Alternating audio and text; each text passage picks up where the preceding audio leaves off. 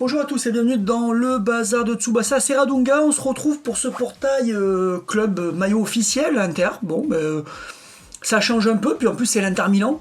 Pour une fois, c'est pas Barcelone, Juventus, il y a de la nouveauté. En plus, l'Inter Milan est à la mode, puisqu'ils sont arrivés en finale de la Ligue des Champions. Donc voilà, bon move de club. Alors personnellement, j'aurais préféré le Real Madrid, déjà pour commencer. Voilà, ou d'autres clubs. Je suis pas spécialement passionné de l'Inter, mais il en faut pour tout le monde. Et surtout, ce que je vais regretter dans ce portail, c'est qu'il n'y a pas de joueur inédit. Ça aurait pu, alors comme c'est du Next Dream, on va le voir, parce que forcément, quand on voit Ishizaki à l'Inter, c'est forcément du Next Dream. Et puis du Hernandez Next Dream, c'est peut-être le premier. Donc on va regarder rapidement les persos de toute manière.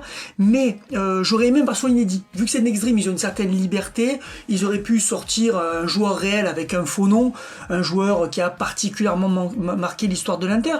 Pourquoi pas sortir un Romeldo? Romeldo, non seulement, il est passé à l'Inter, Ronaldo le Brésilien, Ronaldo Nazario, mais en plus, dans le manga, la fois où il est cité, parce qu'il est dans un one-shot, non canon, mais il apparaît dans le manga, Romeldo. Et il a, je crois, je suis quasi sûr qu'il apparaît sous le maillot de l'Inter. Donc là, c'était l'occasion parfaite, voilà, Romeldo, pas besoin de payer des droits puisque c'est le faux nom, et vous hypez les gens. C'est quand même une légende du foot, le Ronaldo brésilien. D'ailleurs, c'est assez rigolo parce que pendant très longtemps, on disait le vrai Ronaldo par rapport au Ronaldo portugais. Mais aujourd'hui, même si moi je suis un grand fan du Ronaldo brésilien, faut bien reconnaître que le vrai Ronaldo, c'est le portugais, quoi. Au final, je sais pas s'il est plus fort parce que le Ronaldo brésilien a son plein potentiel. C'était un top 5 de tous les temps, mais le problème c'est qu'il n'a pas tenu ce niveau-là et il s'est blessé, etc. Bon bref, une parenthèse football, c'est toujours sympa, vous me donnerez votre avis dans les commentaires. Ronaldo, qu'est-ce que vous en pensez? Bref, en tout cas, voilà, j'aurais bien aimé un peu de nouveauté. Alors je m'attendais à rien au niveau des persos en termes de puissance, puisque depuis le début de l'anniversaire, à part Genzo, les persos sont quand même assez décevants. Et quelle surprise de découvrir un Hernandez totalement cheaté, puisque on a un Genzo bis. Et oui, je pensais qu'on aurait vraiment un gardien faible, mais pas du tout. En fait, Club nous a refait un Genzo, un gardien cheaté qui ne prendra aucun but actuellement, sauf en fait dans les calculs. Si vous avez regardé la vidéo notamment mince, d'un coup le nom m'échappe, le nom de la chaîne, ça va me revenir, qui fait des analyses chiffrées, on voit qu'en fait Genzo a 100% d'arrêt, de 100% de chance d'arrêt dans quasiment toutes les situations. Pour qu'il n'ait pas 100%, il faut que un des meilleurs buteurs soit à bout portant, avec l'avantage couleur, et qu'il a une critique rainbow, alors que Genzo n'a aucun critique. Et là, le buteur arrive à 30%. Vous imaginez? Ça veut dire que cette situation-là va se passer une fois tous les 5 matchs. Et vous n'aurez que 30% de chance de marquer. Dans la plupart du temps, vous ne marquerez pas. Donc voilà. Donc là, c'est pareil. Alors en fait, quand on fait tous les calculs de ce Hernandez, il est juste en dessous de Genzo. Déjà, lui aussi a un arrêt à 540, impressionnant, enfin punch à 540, il est juste en dessous. Dans toutes les situations, c'est un monstre, il est quasiment, on va dire à 99% imbattable. La différence avec Genzo, ça va être quoi? Déjà, il a un avantage alors il est un poil moins fort, mais sinon, il a un avantage, c'est qu'il a le punch longue distance. Il va renvoyer le ballon dans le rond central, alors que Genzo peut vous envoyer le ballon à un défenseur qui va se faire prendre le ballon. Il faut aussi le noter. Donc ça, c'est quand même un avantage. Il est plus endurant, puisqu'il est puncher. Ça, c'est aussi un avantage, surtout qu'en endurance, combien il coûte? 310, ça coûte rien son punch. En lien, il est à 5%, donc le Genzo, alors il a, j'ai pas vu sa compétence, c'est du 26%, moins que Genzo, mais plus simple à mettre en œuvre. Un joueur de chaque couleur, moi c'est ça que je vais rechercher surtout, c'est cette compétence d'équipe qui va m'intéresser. Pour les events PvE notamment. Alors la différence c'est que lui il est tueur de joueurs club, alors que Genzo est tueur de non japonais. Il a que 5%, mais les non japonais, il y en aura toujours dans le jeu. Voilà. Alors que des joueurs club, en ce moment il y en a moins, forcément, on est dans une période plutôt espoir, etc. Mais voilà, vous voyez bien, là c'est des joueurs club qui sortent, donc il y aura des joueurs club qui vont sortir en permanence. Et je pense qu'on va rester sur un équilibre.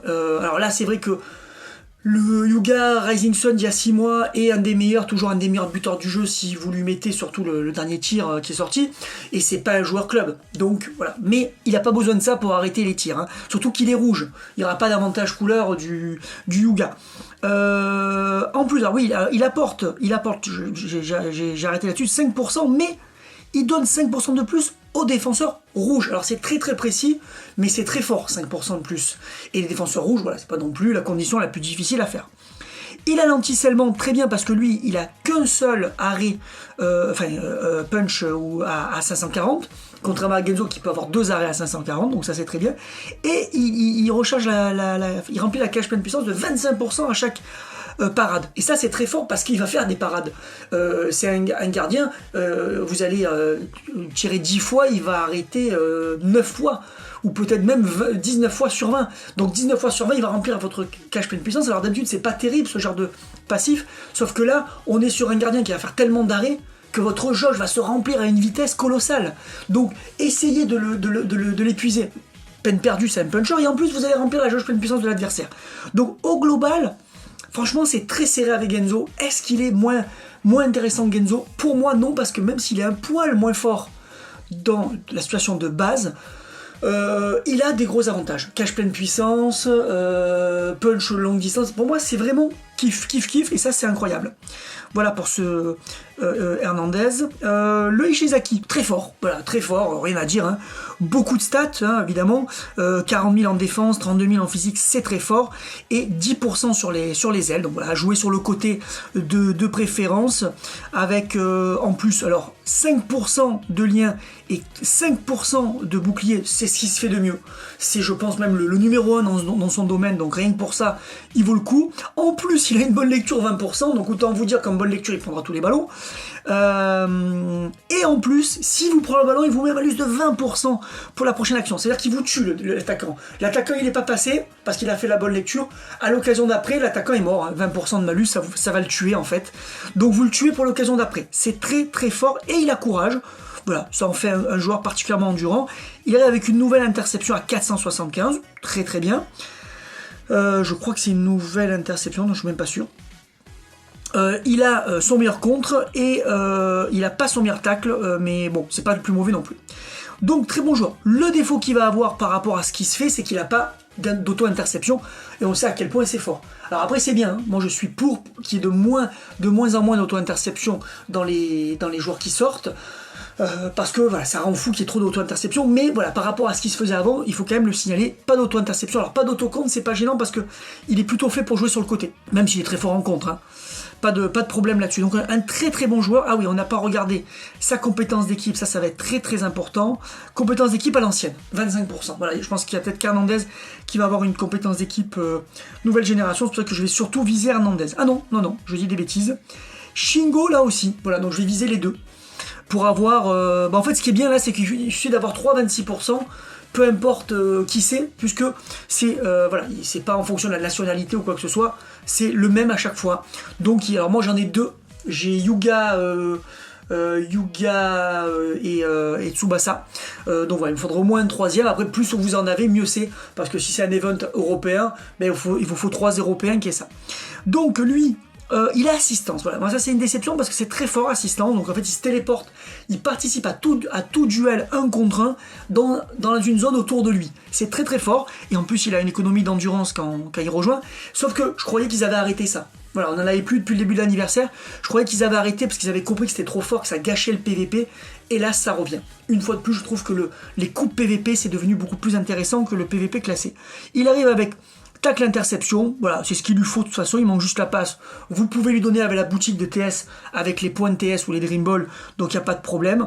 En plus, assistant de 80%, c'est très élevé. Bon, en stats, il n'est pas énorme par contre, hein, vous le voyez, 11 000, 12 000, c'est pas du tout impressionnant. Aujourd'hui, on a du 13 14 000. En attaque, c'est un peu mieux déjà. 43 000, enfin, c'est même beaucoup mieux en attaque. Hein. Alors, c'est marrant parce qu'il est. Il est plutôt MO. Voilà, finalement, dans son profil, il attaque l'interception, mais il est meilleur offensivement. Très fort en physique. Défensivement, c'est pas mauvais, mais voilà, c'est pas impressionnant. Et tueur de club, très bien aussi. Et bien sûr, auto-interception de 80%, c'est ce qu'il faut pour un MD si vous le jouez MD. Et en MO, c'est toujours intéressant. Et tueur d'endurance, 30%. Alors ça, c'est extrêmement fort, parce qu'il va participer à énormément de duels. Après, il sera en numéro 2. Donc si vous voulez pas perdre l'endurance, vous faites une 1-2 ou un tir, et vous n'aurez pas l'influence de ça. Mais par contre, si vous allez voulez éliminer les deux joueurs, il va vous bouffer 30%. Donc c'est un très très très bon joueur, hein. Auto-interception, tueur d'endurance, beaucoup de stats, assistance, on est sur du très gros Shingo. Bon, Clav a toujours été fan de Shingo. Et il a une très belle compétence d'équipe. Voilà, donc, alors en plus, ces persos-là vont booster l'event pour les points. On va aller le voir, parce qu'il y a des nouveaux events, enfin il y a quelques, enfin il n'y a pas rien de fou, hein, mais ça a remplacé en fait. Jusqu'à hier, c'était les Japonais de l'anniversaire, enfin les 4 premiers Japonais qui vous donnaient plus de points de technique. Voilà, maintenant ce sera les joueurs de l'Inter. Donc, et le joueur du Battle Pass, c'est-à-dire Sano. Donc le joueur du Battle Pass, c'est vraiment intéressant quand même pour farmer. Et les 3 joueurs. Donc moi, ce que je vais viser surtout, c'est avoir Hernandez en priorité pour les events. C'est bien, moi j'ai Genzo. Et pour les events où il faut des non-jap, j'ai aussi un gardien cheaté pour le PvE, pour le Challenge Road surtout, qui est très dur. Donc très bien, ou pour des futurs events qui seraient difficiles. Après Shingo pour sa compétence aussi, et puis il est très polyvalent. Je trouve que c'est utile d'avoir des persos très polyvalents en PvE, il pourra marquer des buts, hein. C'est clair. Et puis surtout pour farmer. Voilà, c'est surtout ce qu'on va espérer. Allez, on va faire un tour complet, et au bout d'un tour, je pense pas qu'on puisse, ça va être pareil, hein. On revient... je sais pas si on peut faire plusieurs tours, parce que si on peut faire plusieurs tours, je ferai peut-être 2 tours pour tous les avoir, hein. Allez, ça commence pas terrible avec un corback. Allez. Bon, c'est pas grave. Alors là, forcément, j'ai pas regardé les taux. Mais il y a beaucoup de chances qu'on soit revenu sur du 3%. On ira voir après. Ça, c'est quand même important. Bon, là, on ne drop pas. Bon, c'est normal, hein. On a tellement dropé sur les autres portails. L'important, ça va être surtout, là c'est du 50%, l'important c'est d'en avoir au moins 2 sur 3 pour farmer les points de skill. Alors j'en ai 70 000 des points de skill, c'est pas grave si pendant 15 jours j'en farme moins, j'ai Sano, donc j'aurai quand même 40%, là je vais en avoir un, je serai à 80%, c'est pas gravissime, hein. C'est pas gravissime. Allez, les souvenirs, bon allez, au moins SSR, ça c'est bien. Allez, ça sera qu'un SSR, ça ne clignote pas, hélas. Donc là, hélas, là on est sûr qu'il n'y aura pas de personnage rate up. Espérons un X-Dream, s'il y a d'autres X-Dream j'ai pas regardé aussi. Bon, voilà, le meilleur dribble pour Shingo, d'accord. Et un tirage SSR garanti à suivre. Voilà, le 4e palier. Donc c'est là surtout qu'on va espérer avoir un des 3 du rate up. Les souvenirs dorés, donc 2, ça c'est très très beau. Allez, c'est là où il faut faire du braquage. Et pas du tout. Ah là là, dommage. On va pas réussir... Allez, lui, super content. Un des collégiens, des derniers collégiens. Je suis en train de me faire une grosse équipe collège, là. Très très content. En plus, il a la compétence pour les collégiens 25+2. Très intéressant. Puis c'est un très bon collégien. Voilà, moi j'aime bien avoir des bonnes équipes de tous les types. Oh, pas mal ça. Original. Bon, mais ça va partir sur de la libération CC.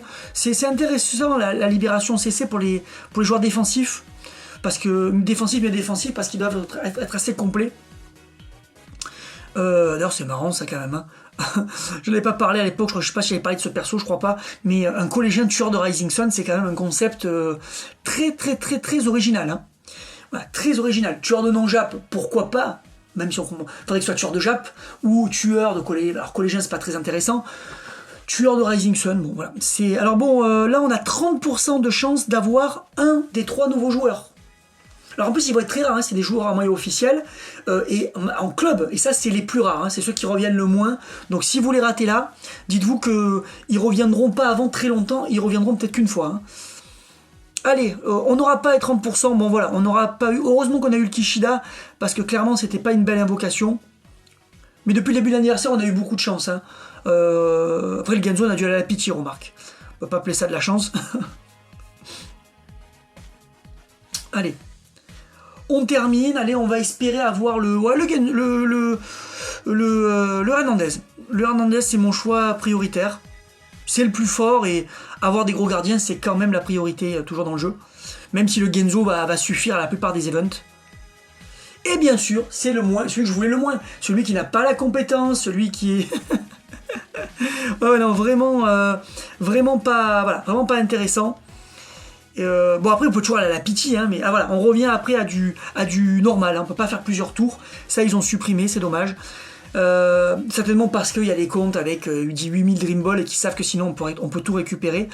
Bon, mais voilà, aller à la pitié, franchement, faire 30 multi pour ces persos là, je vois pas l'intérêt. Si vous l'avez fait pour Genzo, je vois pas l'intérêt. Ou alors si vous l'avez pas fait pour Genzo, vous préférez les Européens, les non-Jap, oui, vous pouvez faire 30 multi pour aller chercher le Hernandez, mais franchement, vous allez gaspiller beaucoup de Dream Ball pour pas avoir beaucoup de SSR. Franchement, c'est pas intéressant. Parce qu'autant sur le Dreamco, c'était du 10%. Donc du 10%, oui, du 10%, vous allez récupérer plein de persos, potentiellement des Dreamco très forts, c'est intéressant. Voilà, c'était du 3%, vous voyez. Et là, Scam n'a pas compris qu'il fallait mettre du 6% à tous les portails maintenant. Voilà, ça resterait une déception. Et il n'y avait pas les zones Next Dream. Non, il n'y avait pas les zones Next Dream. C'était pas un vrai portail Next Dream. Ouais. C'était... Par contre, il n'y avait que des personnages récents. Voilà, ça par contre c'est pas mal, vous voyez. Il n'y avait que des personnages relatifs. Oui, ça par contre c'est cool. Ça c'est cool, on ne pouvait pas avoir des persos qui datent d'il y a 50 ans. Donc c'est pour ça que j'ai eu un perso récent. Donc ça c'est cool. Il y a les LR. Il serait temps que Clap se réveille là avec ses persos qui les améliorent à nouveau. Bon ben voilà, bon écoutez, raté pour cette fois, j'ai quand même le petit Shizaki pour farmer, donc c'est pas plus mal, et je vous donne rendez-vous pour un prochain portail, mais pour une autre vidéo aussi, je vais vous parler de la grosse surprise du jour, avec le retour en puissance des World Cup qui sont devenus farmables, et ça c'est énorme.